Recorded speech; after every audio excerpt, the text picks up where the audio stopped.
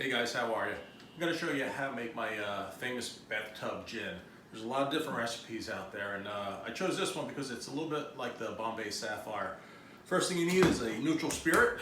You can use grain alcohol, but if you use grain alcohol, you have to add some distilled water to it because it's too strong. I'm going to use a kind of regular vodka to start out with. First thing you have to do is take out this cap right here.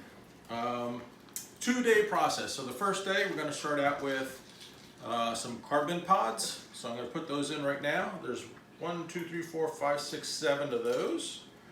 I'm going to put in juniper. Juniper is one of the predominant flavors in gin. In fact, if you don't put any juniper in gin, you can't call it gin. So right there I have some juniper berries. I have about a dozen juniper berries right there. They're nice and fresh, very aromatic.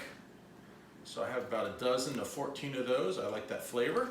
And then there's also some coriander in here. So I'm going to put the coriander in here as well. And all these are flavoring agents. They don't add a lot of aromatic flavors to it. It's pretty much just the kind of background spice to it. So I have that in there. Lavender, that's in the recipe for the Bombay Sapphire as well. You can use fresh lavender. I'm choosing to use dry lavender. And you can see that nice and purple. Put those in there. Boom. There's about 2 tablespoons of that in there. A little bit of chamomile. Chamomile, the herb, not the tea. Apparently if you use the tea, it's got too much colorization in there. So I'm putting the chamomile in there as well. And you can smell that. It has a very kind of floral smell to it. Lastly, angelica root. Now, angelica root is really the predominant flavor in gin. That's got that nice piney flavor to it, and it's kind of hard to come by. You know, I've ordered mine online with Amazon. So I'm going to put the angelica root in there. All right, put that in there. Now, that's the first day. I'm going to put the cap on it. I'm going to put this back in, and check that out.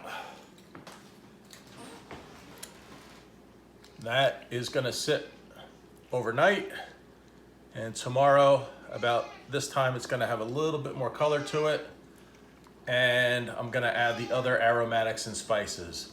Okay, so tune in tomorrow and we'll do the second run on this.